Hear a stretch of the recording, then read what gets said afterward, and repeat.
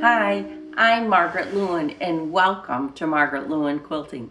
Today we are going to be working on our rail fence. Let's see if I can get it up here so you can see it. On our rail fence border for our Sarah's Star quilt. If you'd like to see how I went about putting this border together, stick around and I'll show you how. So the very first thing that you're going to do according to the directions is press your fabric, and then you're going to cut your 1.5 by 4.5 inch strips. Okay, you've got a light purple and then a darker, which I always think is like a wisteria. The other thing you're going to do is cut your 4.5 inch square blocks. So these are the components to this part of the quilt. All right. The next thing that you're going to do is you're going to take these, I actually have an extra one here, and you're going to sew these together. And what that's going to do is make these nice little strips, just like this. Once you've got these strips sewn together, what you're going to do is you're going to take 2 of them and put those together. And again, remember, you're going to sew a light to a dark and then a light to a dark. So you've got this consistent theme going on here. So I'll set these aside. And then I'm going to show you what your block is going to look like. And what I did when I made mine was I didn't stop in between and press every single step. What I did was this one. I waited until I got to the very end and then I pressed it. All right, so I'm going to do that with you.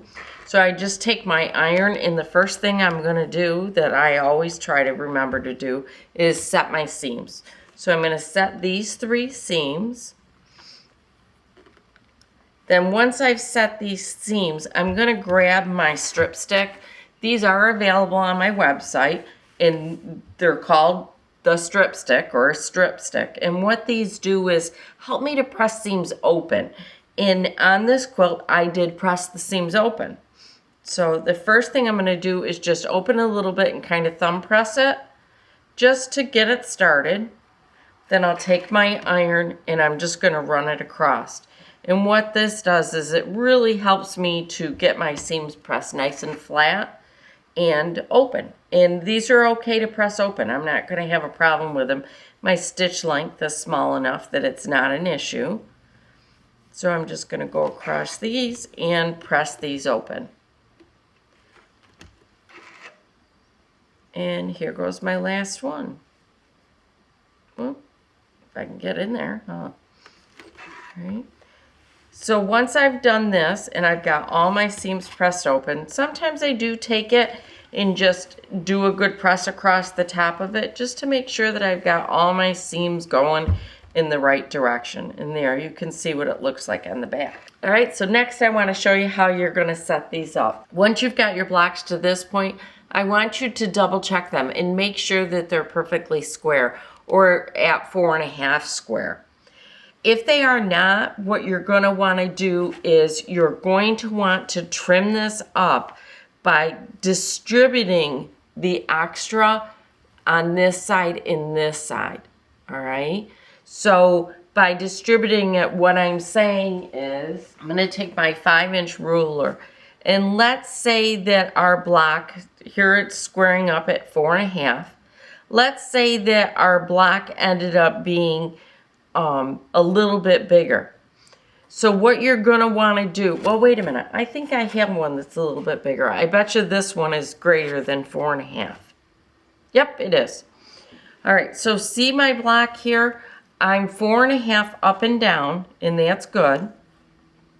But I'm more than 4.5 this way. And most of the reason why that is because I tend to sew smaller of a 1/4 of an inch than what I should. And I obviously did here. So what I'm going to do at this stage is I'm not going to take this edge all the way over to 4.5, because then what's going to happen is our eyes are going to see that this side is narrower than this side. So what I'm going to do is I'm just going to use my eyes, and I'm going to evenly distribute the excess fabric that I have on both sides with my eyes as well as I can, okay? And that is looking pretty good. The other thing that I'm doing is I'm using this line right here on my ruler to make sure that I am square. So what I do is I would square there, rotate it around, and then square again. So don't be afraid to check your blocks as you go through the sewing process to make sure that they've stayed the same. The other thing that could have happened on this is I could have stretched the fabric a little bit. So make sure that you're stopping and squaring up your blocks as you go through. So next comes the easy part. What I'm just going to do is I'm going to take my blocks, I'm going to add my solid fabric to it.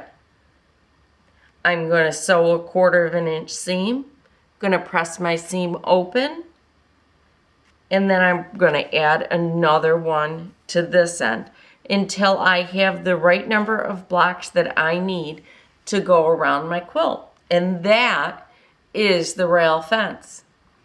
The other thing that I wanted to talk to you about a little bit today is the way that this quilt was designed, and one of the reasons why I designed it the way I did. I'm going to move some stuff out of the way, and I'm going to try to open up the quilt just a little bit more because I'd like you to see a couple things in this design. So I'm going to open it up and bring it around so that you can see it a little bit better. There, that's good. There. All right. Almost there. I'm going to start at the center and I'm going to work my way out with this, showing it to you. When this quilt was designed, what I did was I purposely put spacers in certain sections. And let me move this just a little bit more because now I can see that you're not in camera shot. Okay, now you are. I purposely put spacers in, and I'm going to go over what the spacers are that I put in and explain to you why I did. The first one that we did was right here. It's this raspberry band, and what we did was we purposely cut the raspberry band larger than what was needed so that we could turn around and trim it down. That way we knew that our center block that we were starting with was the correct size to add the next border. All right, now the next block I'm going to show you are these side ones. I did the same thing here. There are spacers in here. Here's one right here. Here's another one. Here's another one. And here's another one. These spacers were put in there for the exact same reason. So that if for some reason our block was not square here, we could use these parts to make certain that it was square.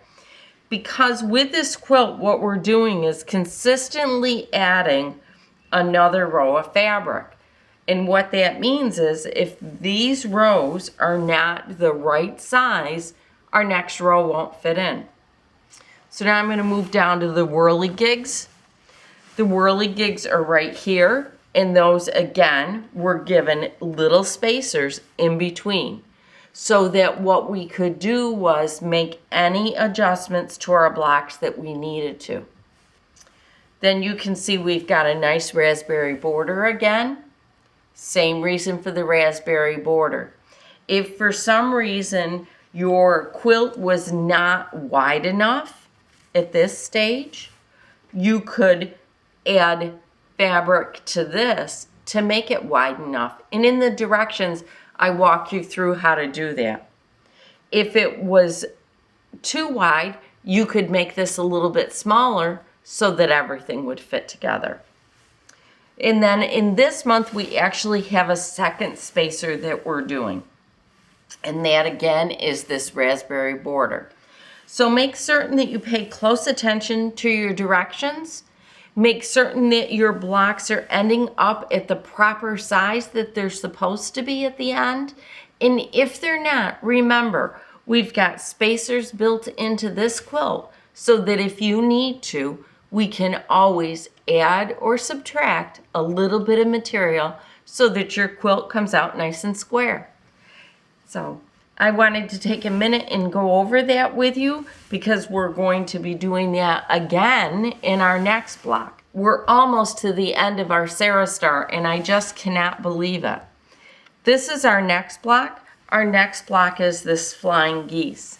And one of the things that I really liked about this when I went to quilt it are these big areas of all of that beautiful background fabric so that the quilting would stand right out. After we do the geese, the next thing is a wider strip of the raspberry fabric. Then our next block is going to be this one.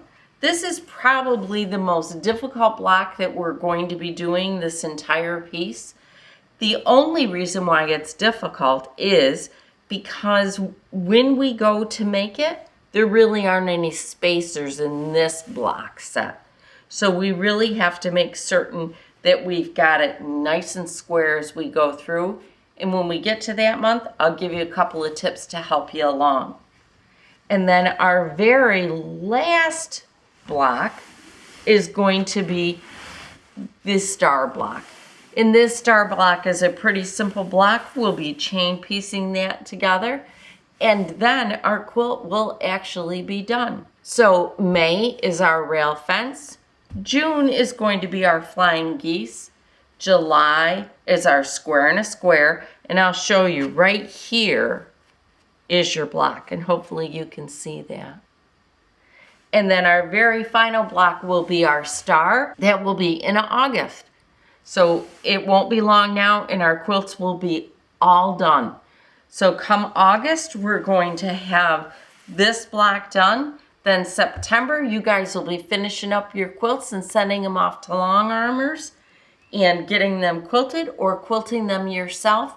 And if you're going to quilt this yourself, make certain that you go watch Leah Day's video on it. She gives us a lot of really great ideas on different ways to quilt it. So I want to make sure that you see that too. And by October, we will all have quilts done and ready for Christmas presents or for our beds. Thank you so much for sticking around to the end of Sarah's Star and us working on our rail fence border. As I said, we've got just a few more borders to go. Next time we'll be working on our flying geese, which I'm getting really excited about. Make certain that you go out to my website and download the May directions if you haven't already. And I will see you again the 1st of June for our flying geese blocks. If you haven't already subscribed to my YouTube channel, please do so.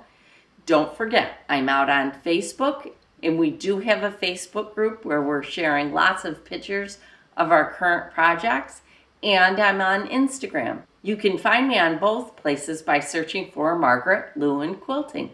I'll see you again really soon, and I hope you're having a fantastic day. Bye.